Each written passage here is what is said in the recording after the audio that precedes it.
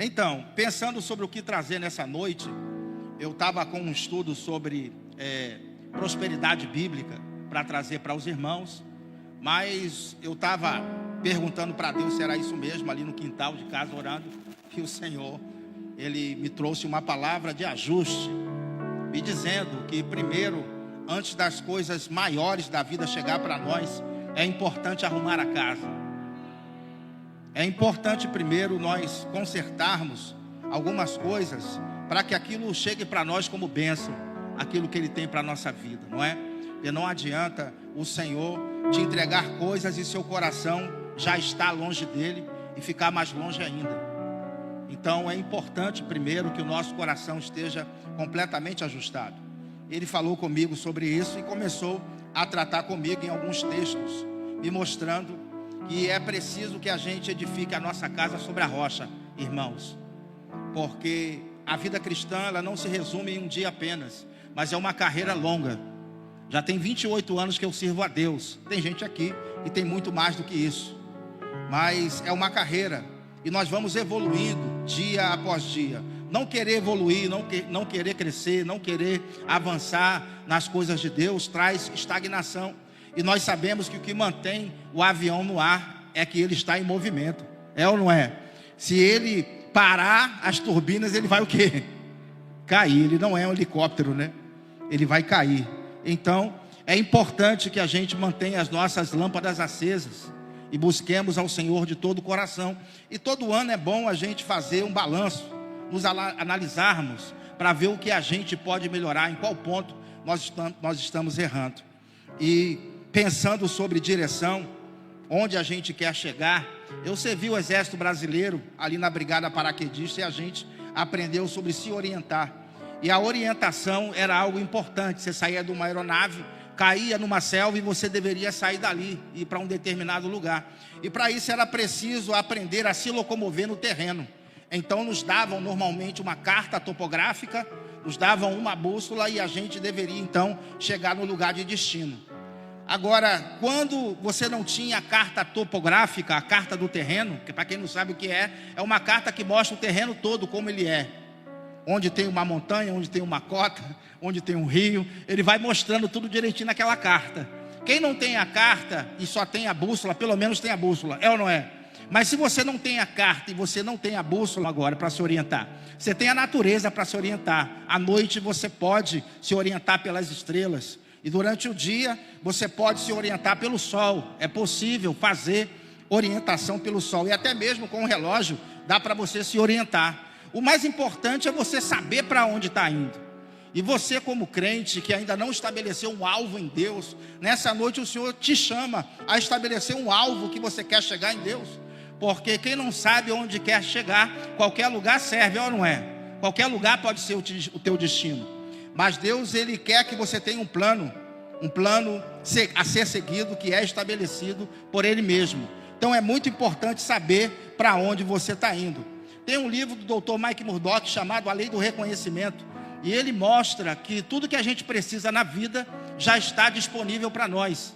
Basta a gente reconhecer essas coisas. E reconhecer, é preciso que você tenha honestidade e sinceridade de reconhecer o que precisa sair da sua vida e o que precisa ser adicionado. Porque possa ser que você esteja vivendo com coisas que estão presentes na sua vida, que estão atrapalhando o seu futuro. Quem sabe não são amizades que você vai precisar largar, coisas que você vai precisar deixar para trás, para que a sua vida possa chegar no destino que Deus preparou para você. Tem um livro do irmão Reagan chamado Seguindo o Plano de Deus para a Sua Vida. Quem já leu esse livro aí? É um livro muito bom, muito interessante. E ele fala sobre nós buscarmos a Deus, buscarmos o plano que Deus tem para nós e nos encaixarmos nesse plano. Porque a maioria de nós faz os planos, não consulta a Deus, apresenta o plano diante de Deus. É assim que a gente faz. Não consulta o Senhor e apresenta o nosso plano e quer que Deus abençoe o nosso plano. Mas o certo seria você ouvir o que Deus tem para você e seguir o que Ele está falando, não é? E não o tempo inteiro abortar os planos de Deus para estabelecer seus próprios planos. Você então não chega em canto nenhum. E me parece que tem muita gente andando em círculos por aí. Porque quando você está perdido, numa floresta principalmente, e você passa por uma árvore uma vez e você volta de novo, você fala, eu já passei por essa árvore, eu já passei por aqui. Veja que o cara, ele está perdido, né? Ele já deu uma volta na floresta, voltou no mesmo lugar, no mesmo ponto, não evoluiu. E quando a sua paisagem não muda, anos, a paisagem que você está vendo é a mesma. Quando eu digo paisagem, é no sentido de quadros na sua vida que não mudam. Significa o seguinte: possa ser que você está seguindo os seus próprios planos e não o plano de Deus. E isso está fazendo com que você esteja andando em círculo, sem sair do lugar. Quantos creem que Deus tem avanço para a sua vida aí? Deus não quer você estacionado no mesmo lugar, vendo a mesma paisagem. Deus quer te levar a paisagens diferentes. E para realmente nós seguirmos o plano de Deus, é importante ouvir a voz dele. Parar para ouvir a voz dele. E existem situações na nossa vida e a gente precisa tomar decisões. Decisões importantes. E para isso é importante você tirar tempo com Deus, para ouvir o que Ele tem a dizer. Seguir instrução é importante. Seguir a instrução de Deus é importante. O Dr. Mike Murdock, ele foi comprar um cachorro treinado, e ele chegou no treinador de cães e perguntou assim: quanto custa esse cachorro aqui?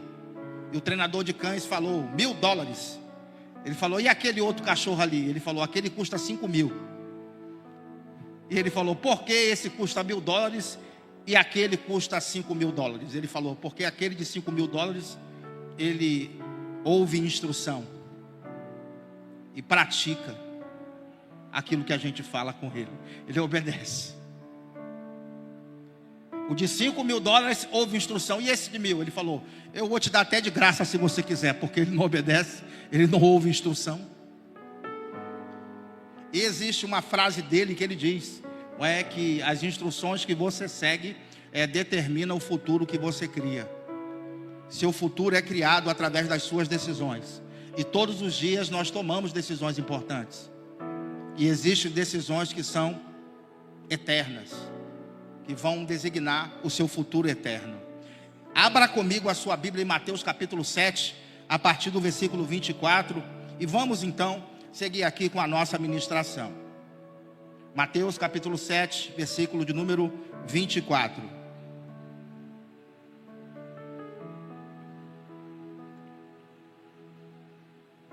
Mateus 7, 24. Diz assim: todo aquele, pois, que ouve essas minhas palavras e as pratica, será comparado ao homem prudente que edificou a sua casa sobre a rocha. Caiu a chuva, transbordaram os rios, sopraram os ventos e deram com ímpeto contra aquela casa, que não caiu, porque foi edificada sobre a rocha. A mensagem de hoje tem como tema o perigo de não praticar a palavra. Ok? O perigo, diga, o perigo de não praticar a palavra. Aqui a gente está vendo um homem prudente que edificou a sua casa sobre a rocha. Ele ouviu a palavra e colocou em prática aquilo que ele ouviu. E os rios vieram, os ventos bateram contra aquela casa e ela não caiu porque estava edificada sobre a rocha. Aí agora ele vai me dar um outro caso. Ele vai me dizer o seguinte, no 26: todo aquele que ouve estas minhas palavras e não as pratica, será comparado a um homem insensato que edificou a sua casa sobre a areia. E caiu a chuva, transbordaram os rios, sopraram os ventos e deram com ímpeto contra aquela casa, e ela desabou, sendo grande a sua o quê? Ruína. Jesus, ele profere essa parábola aqui dos dois fundamentos no final do Sermão da Montanha, que começa lá no capítulo 5. Nós estamos aqui no capítulo 7, e o que mais tem no Sermão da Montanha é o relacionamento com o próximo. Ele fala sobre o relacionamento com o próximo, pelo menos 80% daquele conteúdo, mostrando que você deve tratar bem o seu próximo. Você não deve fazer com os outros aquilo que você não gostaria que fizessem com você. É um dos princípios que rege o nosso reino. Você faz parte de um reino? Então tem muita gente que não liga para o próximo, mente, engana, rouba, trapaceia. E nós não fomos chamados, irmãos, para ser representantes do reino, não nos relacionando bem com o próximo. É preciso que a gente então entenda que o próximo ali deve ser tratado com o máximo de carinho e atenção, como se a gente estivesse diante do próprio Deus. O relacionamento com o próximo é importante. E ele diz aqui que quem ouviu as palavras dele e não praticar, é o mesmo que está edificando a sua casa sobre a areia. Os rios vão vir, as chuvas vão vir e a casa vai cair, porque ela não foi edificada sobre a rocha. É uma atenção para nós especial, para o relacionamento com o próximo. Porque se nós não amamos ao próximo que a gente vê, como a gente vai poder amar a Deus que a gente não vê? O relacionamento com o próximo, no princípio da palavra de Deus, ele é muito importante, porque Deus está de olho. A Bíblia fala em Provérbios capítulo 15, versículo 3, que os olhos do Senhor estão em toda a terra, contemplando os bons e os maus. E sabe, quando eu me converti ao Senhor, no ano de 96, eu me converti em casa e eu pedi a Deus que me desse um lugar de culto. Ele me mostrou uma igreja para eu cultuar a Ele. Era uma igreja mais ou menos com 1000 membros. Ficava ali em Irajá, aquela igreja. Eu comecei a frequentar aquele lugar e Deus ali, Ele começou a colocar as bases na minha fé. E quando eu me converti ao Senhor, me converti de verdade. Eu mergulhei realmente em Deus, eu não quis saber do mundo. E tinha um amigo meu de infância que começou a frequentar as reuniões junto comigo, sendo que já tinha se passado um tempo. Ele ia de vez em quando, ele não ia sempre, ele não ia em todas as reuniões, ele ia de vez em quando. E ele não tinha um compromisso com Deus, não havia nele fruto de arrependimento. Você está entendendo? Ele continuava indo para as boates, ele continuava saindo com várias mulheres, ele continuava tendo um comportamento mundano ainda, mas ele parecia um crente, ele parecia um cristão. A forma de falar era parecida, mas as obras dele negavam isso o tempo todo. E a gente trabalhava junto, e chegou um rapaz e falou assim: Antônio se converteu de verdade, agora você, cara, você é um falso cristão. O cara falou para ele, e ele ficou chateado com o cara, porque o cara disse isso para ele. E depois ele veio me perguntar se o cara estava certo. Aí eu cheguei para ele e disse para ele: verdade, sabe, irmãos, porque apenas verdade, a verdade pode libertar. Eu cheguei para ele e falei para ele, eu falei: cara, por que você não abandona de fato o mundo e resolve seguir a Cristo de verdade? Porque me parece que você ainda está em cima do muro. As suas obras, elas não glorificam a Deus. Quando eu olho para você, eu vejo, você até frequenta os cultos, mas você ainda não se rendeu a Deus verdadeiramente, a ponto de você realmente deixar o mundo e seguir a Ele. Precisava da parte dele uma decisão. Ele frequentava os cultos, mas ele ainda não tinha rompido com o mundo. O mundo ainda estava no coração dele ainda. Era a semente que caiu entre os espinhos. Lembra da parábola do semeador, onde os espinhos sufocaram a semente, e a semente ela não pôde frutificar, porque os espinhos simbolizavam os cuidados com o mundo, o cuidado com a riqueza, com as coisas do mundo, sufocava a semente, não deixava a semente frutificar. Apesar de estar indo nas reuniões, ele ainda não havia se rendido a Cristo verdadeiramente. E quando eu dei esse confronto com ele, ele realmente, ele disse: então não dá para mim. Veja, essa foi a colocação dele: não dá para mim. E Deus aceita isso, porque é o livre-arbítrio, é ou não é? Mas existe o dia do confronto, e talvez seja esse dia, né? Para alguns. onde Deus requer de você um posicionamento melhor. O Salmo 1 diz assim: bem-aventurado o homem que não anda no conselho dos ímpios, não se detém no caminho dos pecadores, nem se assenta na roda dos escarnecedores. Antes o seu prazer está na lei do Senhor, e na sua lei medita de dia e de noite. Ele é como árvore plantada junto à corrente de águas, que no devido tempo dá o seu fruto, cuja folhagem não murcha, e tudo quanto ele faz será bem sucedido. Os ímpios não são assim, são porém como a palha que o vento dispersa. Por isso os perversos não prevalecerão no juízo, nem os pecadores na congregação dos justos. Pois o Senhor conhece o caminho dos justos, mas o caminho dos ímpios perecerá. Existe, na verdade, leis espirituais que foram estabelecidas por Deus para galardoar o que anda em justiça. E essas leis também, elas trazem dano muitas vezes para aqueles que não andam na justiça. Para aquele que resolve viver no pecado, o pecado tem um salário. A Bíblia diz que o salário do pecado é a morte, mas o dom gratuito de Deus é a vida eterna. Existe resultado em se praticar o pecado. Um dia a conta chega. Assim como existe resultado em se praticar a justiça. Um dia o galardão chega. Existem essas duas questões aqui. E a pior coisa que a gente pode ver são as leis espirituais operando contra você, em vez de elas operarem a seu favor. Quando você anda alinhado com o céu, as leis de Deus, elas vão te promover, elas vão te fazer prosperar. Ele vai adiante de você abrindo portas, porque não existe impedimento. Agora, de contrapartida, uma pessoa que está na prática do pecado constantemente, o que acontece com ela é que vai haver sobre a vida dela juízo. Isso chega também. É importante entendermos que o juízo divino, ele existe. A gente não tem como esconder isso nas Escrituras. E o fato de Deus julgar alguém não o torna ruim. Antes, a sua justiça é estabelecida.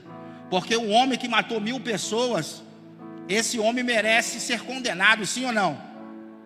Sim ou não, pessoal? O homem que matou 1000 pessoas. E o juiz então vai dar a sentença. E ele diz assim: 200 anos de cadeia para esse homem que matou 1000 pessoas. Para a mãe do assassino, o juiz é uma peste. Mas para os parentes das vítimas, o juiz fez justiça. O fato do juiz julgar alguém não o torna ruim. E existe juízo divino realmente para quem vive na prática do pecado, sem nenhum tipo de arrependimento. A justiça de Deus alcança essas pessoas. É possível ver na Bíblia alguém que desalinhou com o plano divino. Essa pessoa se desalinhou com o plano e com o propósito de Deus, e automaticamente coisas aconteceram. A gente pode ver Jonas, quando ele foi enviado para Nínive, para pregar a palavra de Deus. Havia um plano para ele. Deus falou: eu quero que você vá à cidade de Nínive, porque ela será destruída. Vai haver um juízo sobre Nínive, mas eu sou grande em misericórdia e quero salvar aquele povo. Eu não quero que aquele povo pereça. Eu quero que você vá lá pregar na cidade de Nínive. Então Jonas saiu do seu lugar, mas ao invés de ir para Nínive, ele fez a sua vontade. Ele fez o que ele queria. Ele seguiu o seu próprio plano. Ele não quis saber do plano de Deus. O que aconteceu com ele? Ele desceu para Tarsis. É interessante que quando eu falo sobre Jonas, eu sempre me lembro que ele desceu 3 vezes. Ele desceu para Tarsis, depois desceu para o porão do navio e depois ele desceu para a barriga do peixe. Mostrando que o desalinho com o plano e com o propósito divino pode trazer para a vida da pessoa a descida. É preciso alinhar a nossa vida com os céus, irmãos. Ocupar o nosso coração com as coisas de Deus vai fazer com que o seu caminho seja alinhado com o céu. E agora, no capítulo 1, ali no versículo 15, a Bíblia diz que aqueles homens então descobriram que era Jonas, o causador da tempestade. Ele estava lá no porão do navio, na dele, e de repente o mar começou a se enfurecer, as ondas açoitavam o barco, e eles pensavam: vamos todos perecer aqui. E lançaram sorte, E a sorte caiu em Jonas. E Jonas foi logo falando, então, abrindo o coração, dizendo: olha, essa tempestade que está aí fora açoitando o barco, eu sou a causa. Porque Deus falou para eu ir para um determinado lugar e eu não quis ir. Faça o seguinte, me joguem na água. E quando jogaram Jonas na água, o mar se aquietou. Ele era a causa do mar bravio. Desalinhar-se com os planos e com os propósitos de Deus pode trazer problemas para você, porque você sai daquela boa mão do Senhor e você entra em território inimigo. E uma vez que você está em território inimigo, Satanás então ele tem muitas vezes legalidade para agir na sua vida. Mas Deus nessa noite está dizendo que esse é um lugar de perigo e que é importante ajustar o coração e corrigir a rota.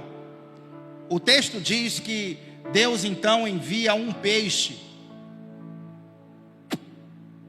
para abocanhar Jonas. O que era melhor?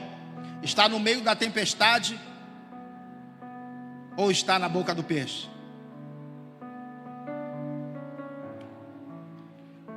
Para muitos a barriga do peixe era ruim, mas ali era o lugar de proteção.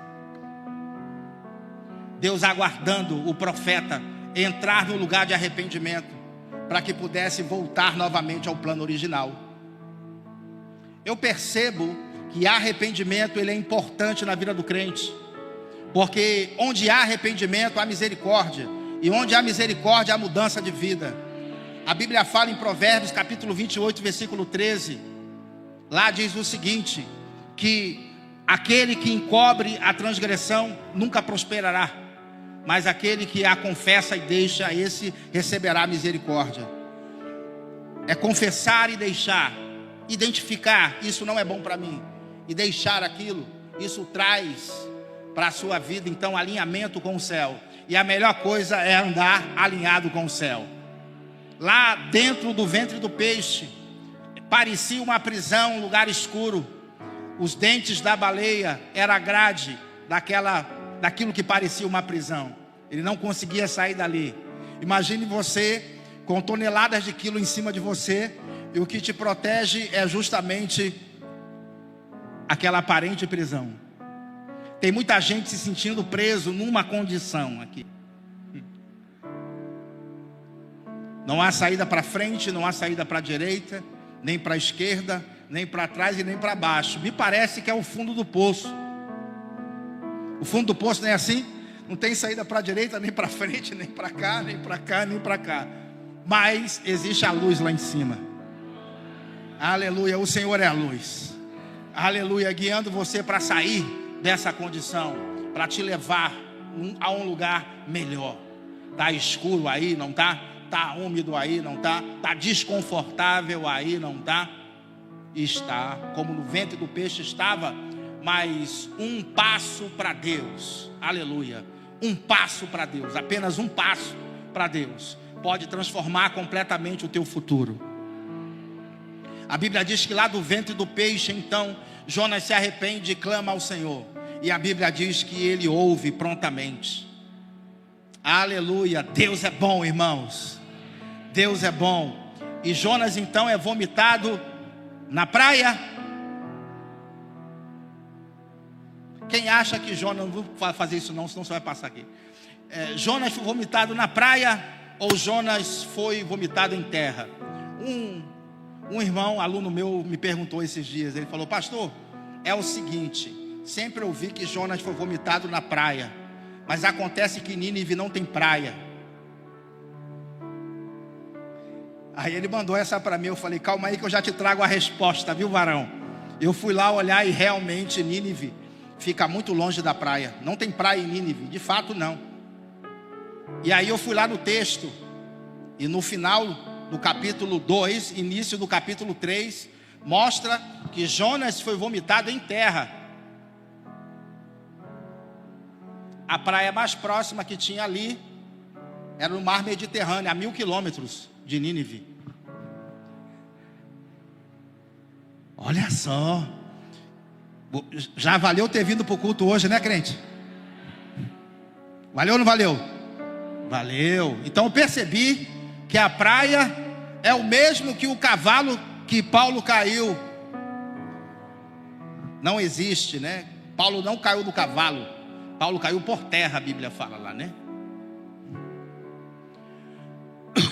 É o mesmo efeito, né? É um adicional que as pessoas adicionam. Não está escrito na Bíblia, pastor? Não cai nenhuma folha de uma árvore se Deus não quiser? Não está escrito na Bíblia? Tá não, irmão. Isso aí não tem esse versículo não. Inventaram esse versículo aí, tu foi atrás. Não está escrito na Bíblia, pastor? Faça por onde que eu te ajudarei.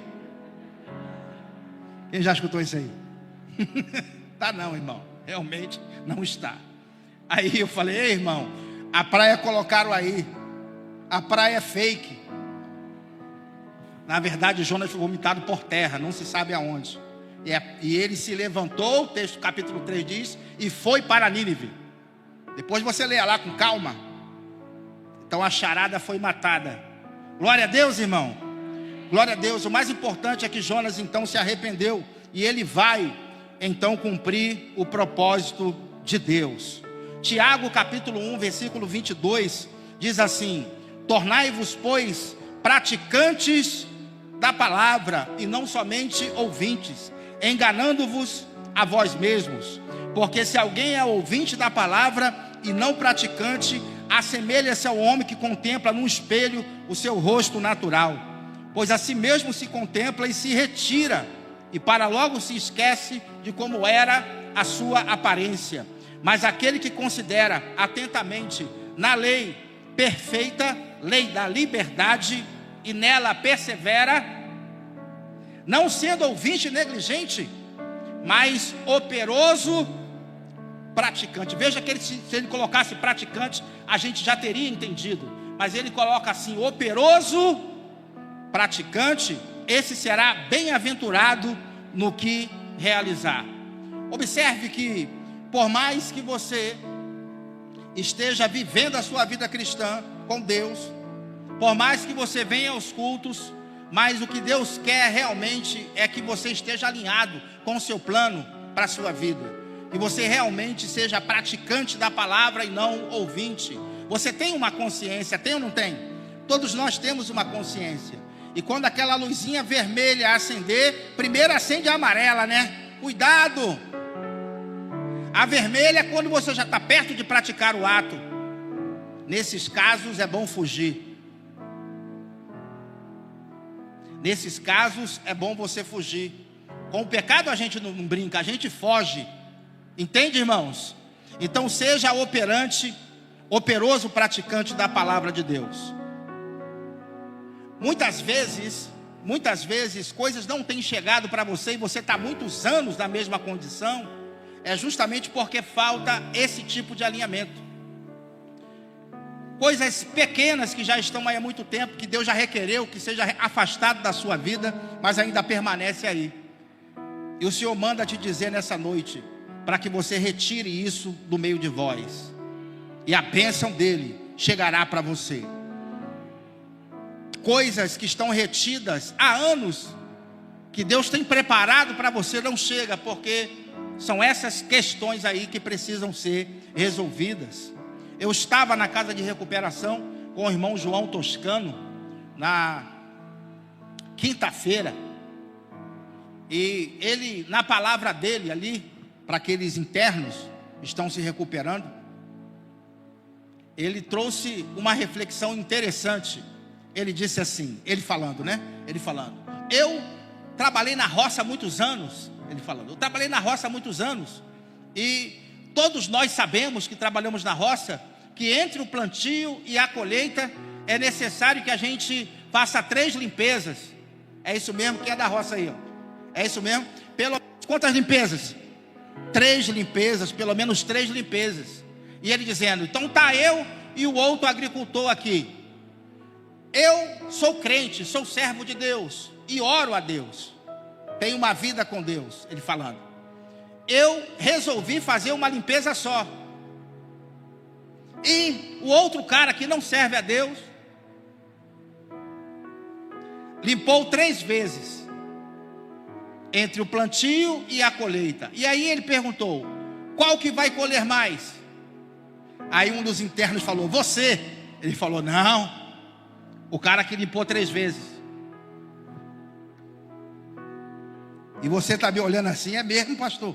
Sim, porque o que limpou 3 vezes fez o que tinha que fazer, foi diligente. O outro foi negligente, só limpou uma vez, ficou se balançando na rede, achando que Deus ia abençoar a preguiça dele, ia dar como pagamento algo que ele não merecia. Tem muita gente presa na internet 24 horas, não procura um emprego, não procura estudar, e quer muitas vezes que o quadro mude. E sabe, irmãos, é preciso ser diligente com aquilo que Deus te confiou. Às vezes você murmura, trabalha perto de casa, tem um trabalho perto de casa, tem uma irmãzinha orando a Deus: Senhor, queria tanto uma porta de emprego. Você trabalha perto de casa, ganha um salário razoável e fica reclamando, fica murmurando de uma porta que Deus abriu para você. E aí você que trabalha mal-humorada, chega quando quer, a hora que quer, chega atrasada, não faz aquilo que te pedem. E quando houver um corte na empresa, quem é a primeira a dançar? Diga aí.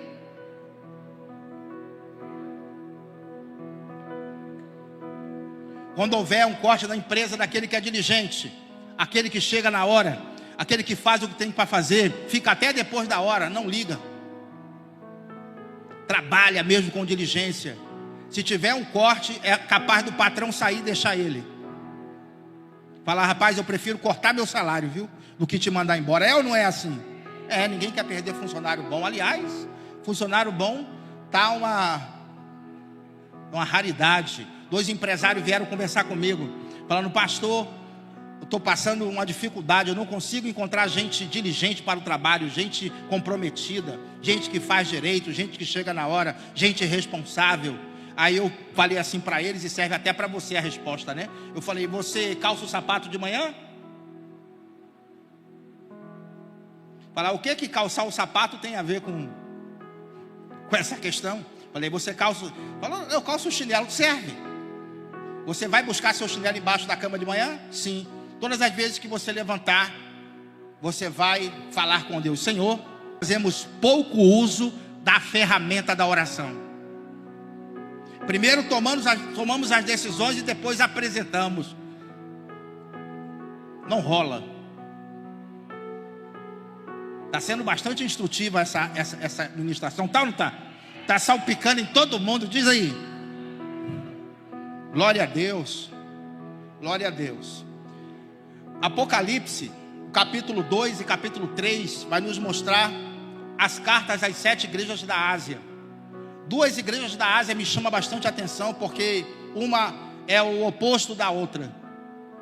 A igreja de Laodiceia é uma igreja morna, foi uma igreja que o Senhor corrigiu. E a igreja de Filadélfia é a igreja diligente, é a igreja do arrebatamento, irmãos. Aleluia! É a igreja firmada no Senhor. Quer deixar de ser Laodiceia? Para isso, Apocalipse capítulo 3, versículo 14. Apocalipse é o último livro da Bíblia, viu, irmão? É mais fácil de achar. Ao anjo da igreja em Laodiceia escreve: essas coisas diz o Amém, a testemunha fiel e verdadeira, o princípio da criação de Deus. Conheço as tuas obras, que não és frio e nem quente. Quem deras, ele fala, quem deras, né, fosse frio ou quente. Veja que a reclamação não era que ele não era frio e nem era quente. O problema é que ele era morno. A reclamação não é: se fosse frio eu ia te suportar, se você fosse quente eu também ia te suportar. O problema é que você é morno, e porque você nem é quente e nem frio, estou a ponto de vomitar-me da minha boca. A igreja de Laodiceia ficava localizada num lugar onde havia muitas fontes termais, e sempre saía uma água morna. E a água morna naquela época servia para vomitório. Quando alguém estava passando mal do estômago, era comum tomar água morna para que embrulhasse ainda mais o estômago, para que a pessoa pudesse vomitar, para provocar vômito. E Jesus aqui, ele faz esse trocadilho, mostrando que ele realmente conhecia o dia a dia daquela igreja e queria que eles fossem definidos. O problema não era ser quente e nem frio, o problema era ser morno. O problema era ficar em cima do muro. E sobre muro tem uma ilustração que eu já contei aqui, mas vou contar de novo, porque chegou muita gente nova aqui também. Então, tinha um muro e tinha um homem em cima do muro. Do lado direito tinha Satanás, do lado esquerdo tinha um anjo. Ou melhor, o anjo estava do lado direito, Satanás estava do lado esquerdo, né? É melhor, né? É melhor. Pronto, Satanás estava do lado esquerdo, à esquerda, e o anjo estava à direita. E o cara em cima do muro. Aí o anjo falava: rapaz, venha para a direita, venha para a direita. Venha para a direita, o anjo falava. E o Satanás ficava quietinho, falava nada. E o anjo falava: rapaz, venha para o lado direito, venha para cá. Se esgoelando: venha, rapaz. E o Satanás quietinho na dele lá. E o cara então ficou chateado com o Satanás, né? Falou assim: ô rapaz, tu não vai falar nada não? O anjo está aqui, que eu vá para o lado direito e você está aí quieto. Não vai falar nada não? Ele falou: eu não, o muro é meu.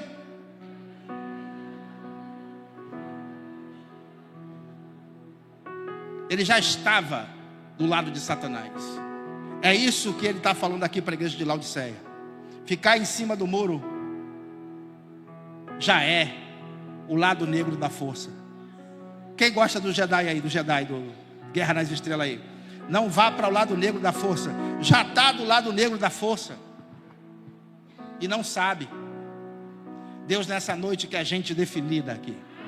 Glória a Deus, Ele quer gente definida. No 17 ele diz: pois dizes, estou rico e abastado, e não preciso de coisa alguma, e nem sabes que tu és infeliz, sim, miserável, pobre, cego e nu. Essa região onde a igreja era localizada era uma região que nunca havia prosperado. As constantes guerras e conflitos dos povos vizinhos naquela região fazia com que aquela comunidade jamais desenvolvesse. Quando o Império Romano começou a dominar o mundo, eles experimentaram a Pax Romana. Cadê os alunos aí de história da igreja aí?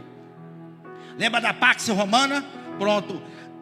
Começou-se então a ter paz nos mares, paz nas estradas, porque o exército romano garantia a segurança. Automaticamente aquela região ela começou a prosperar. E eles produziam uma espécie de lã. Tinha um tipo de ovelha lá que a cor da lã saía um pouco avermelhada e se fazia então tecido, e era caríssimo aquele tipo de tecido. Eles começaram a exportar e a enriquecer também. Tinha uma espécie de unguento para os ouvidos e para os olhos que curava muitas doenças, tanto dos olhos quanto do ouvido. E eles exportavam também muito isso. E Jesus aqui ele fala que eles se sentiam ricos, e realmente eles estavam ricos, enriquecendo. Mas o problema é a riqueza tomar o lugar de Deus no coração do homem. Não é proibido o crente enriquecer, tem que ser rico. É possível ser rico e espiritualizado? Sim, claro. Porque se o dinheiro desviasse alguém, Satanás ia colocar uma mala de dinheiro na porta de cada crente amanhã. Isso é mentira. É possível ser rico e espiritualizado. É possível. No ano 61 da era cristã, houve um grande terremoto na cidade de Laodiceia, e a cidade foi completamente destruída. Os romanos quiseram mandar recurso, ajuda financeira para reconstruir a cidade. Eles eram tão ricos que eles falaram assim: não precisa não, a gente mesmo consegue reconstruir aqui, muito obrigado. Eles se achavam abastados. E Jesus então fala para ele assim, ó: pois dizes, estou rico e abastado, e não preciso de coisa alguma, e nem sabe que tu és infeliz, sim, miserável, pobre, cego e nu. Eles achavam que eram ricos, mas faltava para eles o ouro refinado pelo fogo, que só o Senhor tem para dar. Ele diz: aconselho que de mim compres ouro refinado pelo fogo, para te enriqueceres. E ele diz: vestiduras brancas para te vestir, a fim de que não seja manifesta a vergonha da tua nudez. Colírio para ungires os seus olhos, a fim de que vejas. Observe aqui que existe um aconselhamento para que eles pudessem buscar a verdadeira riqueza, porque o conhecimento de Deus é a verdadeira riqueza que você precisa. Ainda que lhe falte ouro, ainda que lhe falte prata, se você tem um Senhor com você, você tem tudo. Aleluia. O crente pode passar por dificuldades, pode passar por adversidades, mas o Senhor, se ele permanece fiel a Deus, Deus é fiel com ele e pode mudar a sua sorte da noite para o dia. Aleluia. Nesse caso aqui, faltava para eles ter o Senhor. Se você tem o Senhor e tem as riquezas, o Senhor em primeiro lugar e as riquezas em segundo lugar, Deus, ele pode te confiar muito mais do que chegou nas suas mãos. Muito mais do que isso. As verdadeiras riquezas são as riquezas espirituais. E aí ele vai dizer o seguinte, deixa eu ver se eu acho aqui: eu repreendo e disciplino a quantos amo, sê pois zeloso e arrepende-te. Ele diz: eu disciplino a todos quanto amo, sê zeloso e arrepende-te. É interessante que ele fala que disciplina aquele que ama. E esse tipo de disciplina aqui não é a disciplina que castiga. Não. Me parece que essa disciplina tem mais a ver com uma conversa franca e honesta que você tem com aquela pessoa, no caso o pai com o filho, para dizer que as coisas não podem ser do jeito dele. Você está entendendo? As coisas não podem ser desse jeito. Me parece que existe um muro e você está agora diante dele, e o Senhor está negociando com você no sentido: quer que o muro caia para que você siga em frente? Então é preciso que você se arrependa e seja zeloso.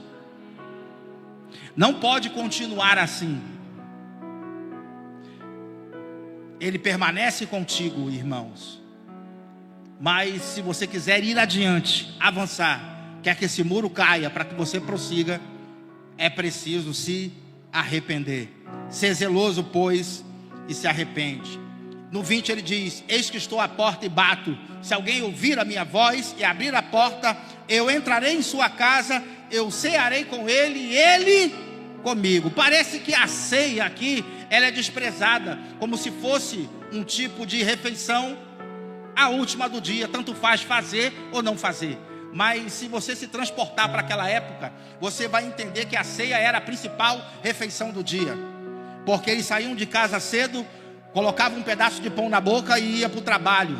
Na hora do almoço eles não tinham tempo para estar parando para almoçar como a gente faz. Então eles faziam uma refeição rápida, comiam um pedaço de pão, de repente um queijo com um pouquinho de vinho ou leite.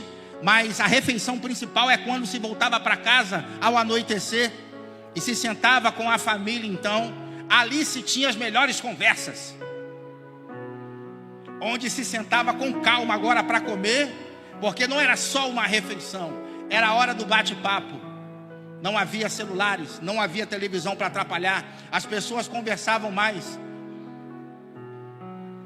E tudo isso hoje está atrapalhando a tua comunhão com Deus. O Senhor te diz nessa noite que você deve refazer seus passos e ter comunhão comigo. A comunhão com Deus vai fazer com que você tenha direção, porque quando eu comecei minha mensagem, eu falei sobre direcionamento. E Ele vai dar os direcionamentos para você sair dessa enrascada que você está. Existem enrascadas que você consegue sair rápido, é ou não é? Você se livra rápido, mas tem algumas que demoram anos para tirar os efeitos da decisão errada. Independentemente de quão enrascada você esteja, Deus tem solução para você. Tem como você sair. Aleluia. Provérbios 14:12 diz: há caminho que ao homem parece direito, mas ao cabo da em caminho de morte. Todos nós queremos ser a igreja de Filadélfia. Ao anjo da igreja de Filadélfia escreve: essas coisas diz o santo e verdadeiro, aquele que tem a chave de Davi, que abre e ninguém fecha, e que fecha e que ninguém abre. Quem está com a chave é ele. Quer abrir portas? A chave está com ele. E é só no relacionamento com ele que as portas são abertas. Quem crê nisso aí? No 8 ele diz assim: conheço as tuas obras. Era uma igreja praticante. Eis que tenho posto diante de ti uma porta aberta, a qual ninguém pode fechar. Que tens pouca força, é verdade, entretanto guardaste a minha palavra e não negaste o meu nome. Era uma igreja praticante. Eis que farei que alguns dos que são da sinagoga de Satanás, desses que a si mesmos se declaram judeus e não são, mas mentem, eis que eu vos farei vir, prostrar-se aos teus pés e conhecer que eu te amei. Havia uma grande comunidade de judeus nessa igreja aqui, nessa localidade aqui. E esses judeus sempre perseguiram os cristãos e sempre incitava os políticos a perseguirem os cristãos, pensando que Deus não estava vendo. Toda perseguição enviada contra você, Jesus está vendo. Porque no caminho de Damasco, quando Saulo cai por terra, eu sou o Senhor a quem tu persegues. Jesus sabe o dia a dia da igreja, é capaz de te proteger em meio às adversidades. No 10 ele diz: porque guardaste a palavra da minha perseverança, também eu te guardarei da hora da provação que há de vir sobre o mundo inteiro. É a igreja do arrebatamento. Filadélfia é a igreja do arrebatamento. E é VV Parnamirim também. Glória a Deus, nós somos a igreja do arrebatamento. Ele diz: eu vou te guardar da provação que há de vir sobre o mundo inteiro, para experimentar os que habitam sobre a terra. Ele diz: venho sem demora, conserva o que tens, para que ninguém tome a tua coroa. Chegou no nível, permaneça aí.